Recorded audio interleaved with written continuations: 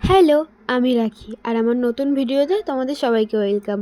আচ্ছা, তোমরা কি ভাবছো যে আমি মেকআপের ক্লাস করতে গিয়ে আমি নিজেই কেন সাজতে বসে গেছি? দাঁড়াও তোমাদেরকে সব বলছি। তো চলো ভিডিওটা একদম প্রথম থেকে স্টার্ট করি। তো আজকে সকালে একদমই তাড়াতাড়ি উঠে গেছি, কারণ সকালে সিঁদুরের কৌটোর কাজ ছিল, তো সেটা আগে কমপ্লিট করে নিয়েছি।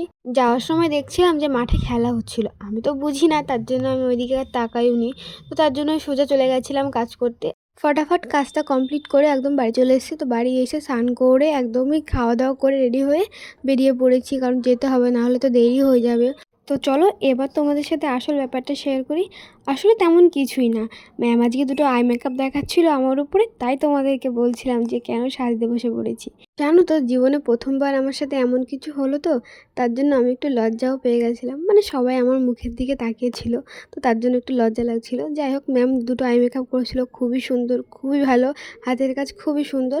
তারপর ক্লাস কমপ্লিট করা হয়ে গেছে। তো তারপর বাইরে এসে আমরা যেই মাঠে খাবার খাই, আজকে ওখানে অনেক লোক ছিল, তার জন্য আমরা রাস্তার পাশে বসে বসে খাবার খেয়ে বাড়ি চলে এসেছি। তো ভিডিওটা এই পর্যন্তই। কেমন লাগলো অবশ্যই কমেন্ট করে জানিও।